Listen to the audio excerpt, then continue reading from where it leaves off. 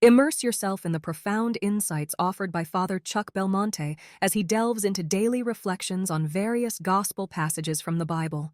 March 11th, Tuesday.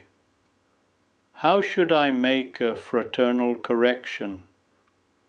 Fraternal correction is an essential aspect of Christian life, rooted in the call to love and support one another in the pursuit of holiness. Fraternal correction is the act of addressing another about a fault or sin to help them grow in virtue and holiness. This practice is grounded in the Gospel, where Jesus teaches the importance of helping one another in the journey of faith. The goal is not to condemn, but to restore and uplift the individual, fostering a spirit of reconciliation and love.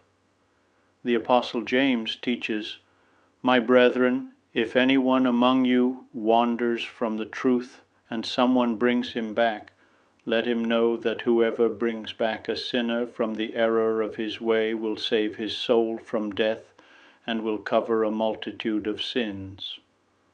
The person who receives a fraternal correction will see it as proof of supernatural and unselfish love.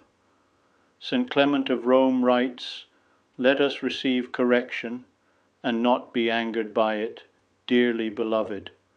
The admonition that we give to one another is good and most beneficial. Our own mistakes are not always easy for us to see. Even if we get a glimpse of them, we may not be convinced of the need to do anything about them. That is why there is a duty on every Christian to practice fraternal correction whenever there is a matter of some importance involved. This is the first charity, Saint Josemaria told us, because the first sign of charity is to help one another to improve. And this is hard, because it's easier to say nothing, it's easier, but it's not supernatural. We will have to render to God an account of these omissions.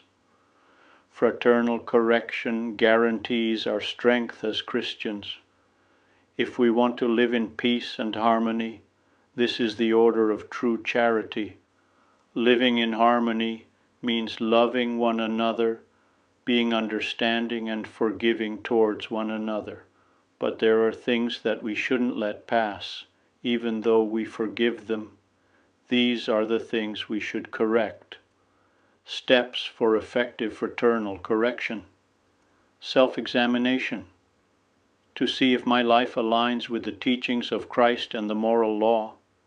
This helps to avoid hypocrisy and offer the correction with sincerity and humility. Pray for guidance. This not only helps in discerning the right approach, but also fosters a spirit of charity and compassion towards the person being corrected. It is all about external behavior. Do not judge intentions. Choose the right moment. The correction should be offered in private to avoid embarrassment and defensiveness.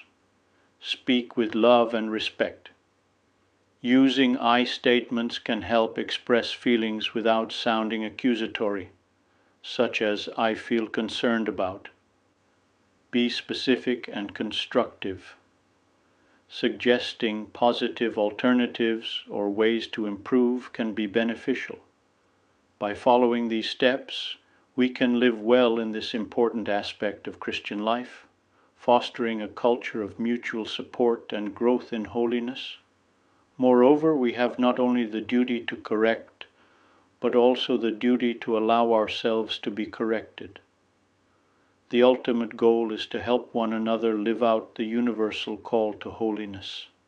I would be delighted to extend an invitation to you once again tomorrow for another insightful reflection on the Gospel by Father Belmonte.